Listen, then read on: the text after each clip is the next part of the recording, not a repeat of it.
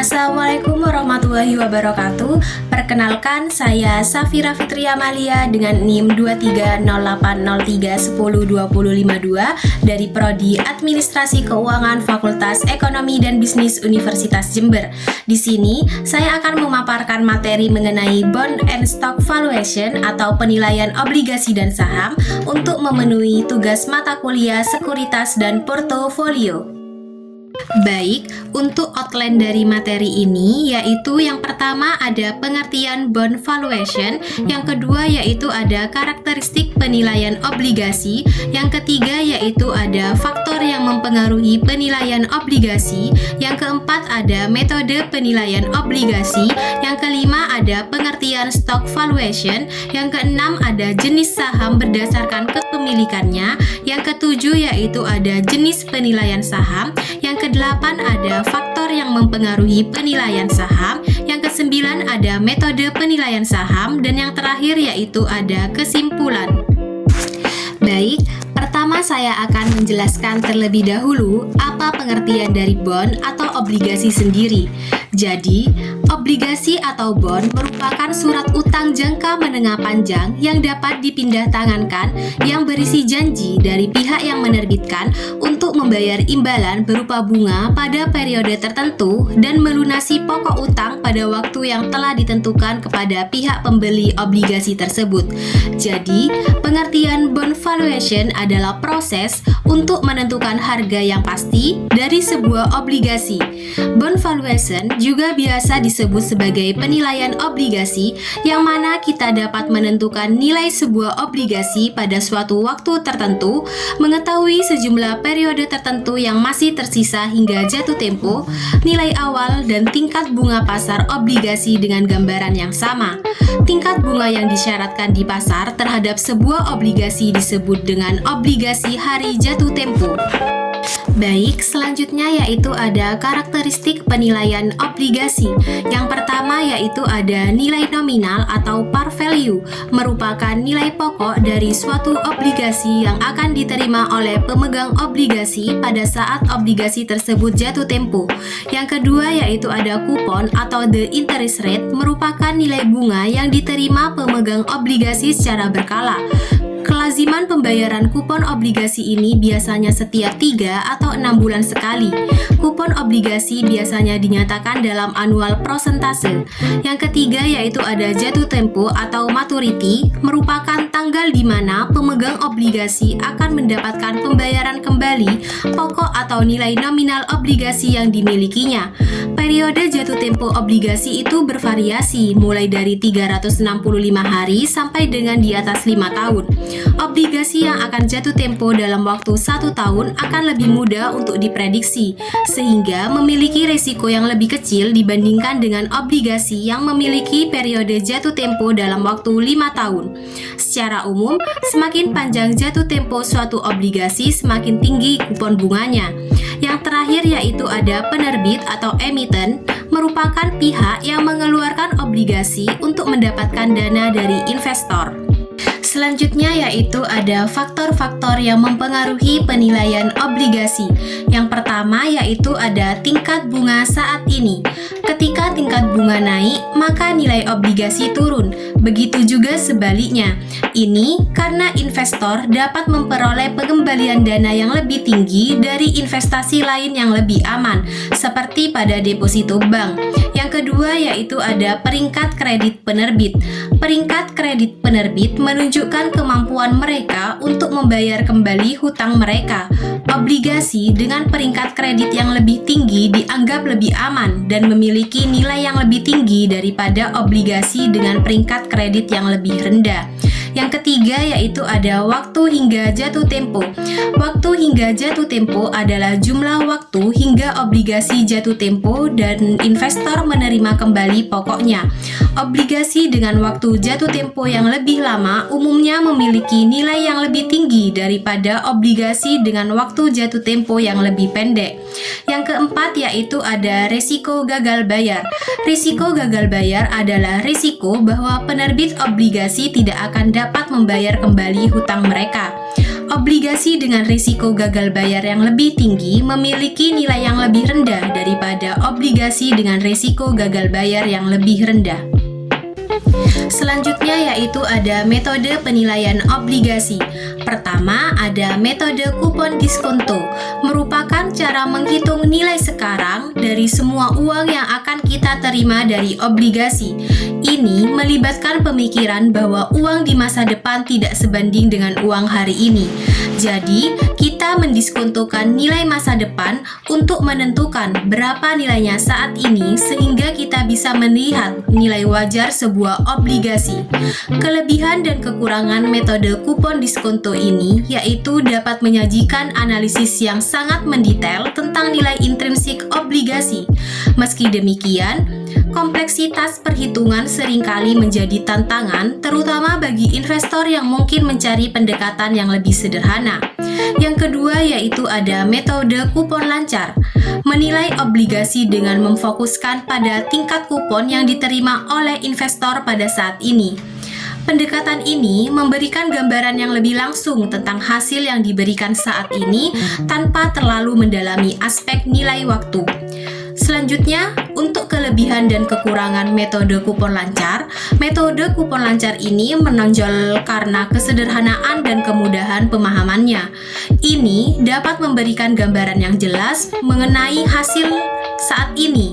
Namun, untuk tantangannya sendiri, yaitu kurangnya perhitungan nilai waktu dapat mengakibatkan ketidakakuratan dalam memperkirakan nilai wajar pada suatu obligasi. Selanjutnya, saya akan menjelaskan mengenai stock valuation atau penilaian saham. Sebelum itu, saya akan sedikit menjelaskan pengertian dari stok atau saham itu sendiri. Jadi, stok atau saham adalah bentuk penyertaan modal dalam sebuah perusahaan. Ketika seseorang memiliki saham sebuah perusahaan, bisa dikatakan kita memiliki perusahaan tersebut sebesar persentase tertentu sesuai dengan jumlah lembar saham yang kita miliki. Lalu, untuk pengertian stock valuation atau penilaian saham adalah proses untuk menentukan harga wajar dari suatu saham dengan tujuan yaitu untuk menentukan apakah harga pasar saat ini terlalu tinggi atau overvalue dan terlalu rendah atau undervalue atau sesuai dengan nilai intrinsiknya. Selanjutnya yaitu ada jenis saham berdasarkan kepemilikannya. Yang pertama yaitu ada saham biasa. Saham biasa merupakan jenis saham yang mampu melakukan klaim kepemilikan sesuai keuntungan dan kerugian yang didapatkan perusahaan. Tetapi, pemegang saham mempunyai kewajiban yang terbatas. Contoh dari saham biasa ini yaitu ada saham waran. Yang kedua yaitu ada saham preference. Saham preference merupakan jenis saham gabungan antara saham biasa dengan obligasi. Secara keseluruhan memang mirip seperti saham biasa, akan tetapi perbedaannya yaitu hanya pada tingkat suku bunga keuntungan yang akan diperoleh. Selanjutnya yaitu ada jenis penilaian saham. Yang pertama ada nilai buku, merupakan nilai aset yang tersisa setelah dikurangi kewajiban perusahaan jika dibagikan. Nilai buku hanya mencerminkan berapa besar jaminan atau seberapa besar aktiva bersih untuk saham yang dimiliki investor. Nilai yang berkaitan dengan nilai buku ini diantaranya yaitu ada nilai nominal, agio saham, nilai modal, dan laba ditahan. Yang kedua yaitu ada nilai pasar, merupakan harga yang dibentuk oleh permintaan dan penawaran saham di pasar modal atau disebut juga dengan harga pasar sekunder. Nilai pasar tidak lagi dipengaruhi oleh emiten atau pihak penjamin emisi, sehingga boleh jadi harga inilah yang sebenarnya mewakili nilai suatu perusahaan. Yang ketiga yaitu ada nilai intrinsik. Nilai intrinsik ini merupakan nilai saham yang menentukan harga wajar suatu saham agar saham tersebut mencerminkan nilai saham yang sebenarnya sehingga tidak terlalu mahal. Perhitungan nilai intrinsik ini yaitu dengan mencari nilai sekarang dari semua aliran kas di masa mendatang, baik yang berasal dari dividen maupun capital gain. Baik, selanjutnya yaitu ada faktor-faktor yang mempengaruhi harga saham. Yang pertama yaitu ada kinerja perusahaan. Kinerja fundamental perusahaan merupakan salah satu faktor utama yang paling mempengaruhi harga saham. Faktor ini yaitu mencakup seperti laporan keuangan, dividen, dan inovasi strategi bisnis. Yang kedua yaitu ada faktor ekonomi makro. Faktor ekonomi global dan domestik ini memainkan peran besar dalam menentukan pergerakan harga saham. Beberapa indikator ekonomi yang sering mempengaruhi harga saham yaitu meliputi pertumbuhan ekonomi, inflasi, dan kurs mata uang. Yang ketiga yaitu ada sentimen pasar. Sentimen investor seringkali menjadi faktor penentu. Bahkan, jika fundamental perusahaan bagus, sentimen negatif dapat menekankan harga saham. Sumber sentimen pasar ini bisa berasal dari berita ataupun rumor. Baik, selanjutnya yaitu ada metode penilaian saham. Metode yang pertama yaitu ada metode arus kas masa depan. Metode arus kas masa depan memperkirakan arus kas yang diharapkan selama periode tertentu. Metode ini sangat bergantung pada proyeksi keuangan. Metode ini mempertimbangkan nilai waktu uang dan melibatkan diskon arus kas masa depan ke nilai sekarang. Selain itu, metode ini juga mengakui adanya perubahan nilai uang dari waktu ke waktu. Yang kedua yaitu ada metode aset bersih. Metode aset bersih menilai saham berdasarkan aset bersih perusahaan. Aset bersih perusahaan itu terdapat aset berwujud dan tidak berwujud. Contoh aset berwujud yaitu ada properti ataupun peralatan, sedangkan aset tidak berwujud yaitu ada merek dagang. Seseorang mengurangi kewajiban dari aset bersih perusahaan untuk menentukan nilai aset bersih ataupun NAB per sahamnya. Yang ketiga yaitu ada metode arus kas diskonto atau DCF. Metode arus kas yang didiskontokan tekanan proyeksi arus kas untuk penilaian saham. Metode ini melibatkan proyeksi arus kas masa depan dan mendiskontokannya ke nilai sekarang.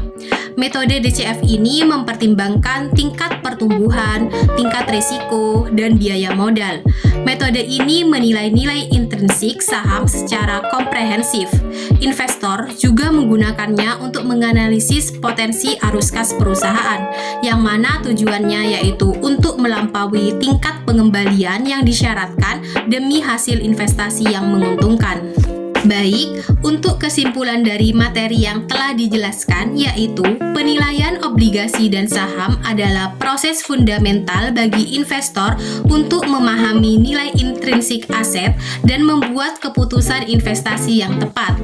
Penilaian obligasi menganalisis karakteristik obligasi dan faktor pasar dengan menggunakan metode diskonto dan kupon lancar.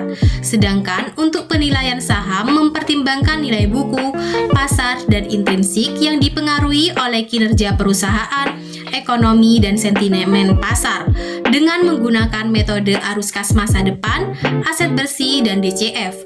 Kedua proses ini dapat membantu investor dalam mengidentifikasi peluang investasi yang menguntungkan dan mengelola risiko portofolio. Baik, sekian pemaparan materi yang dapat saya sampaikan. Kurang lebihnya mohon maaf. Wassalamualaikum warahmatullahi wabarakatuh.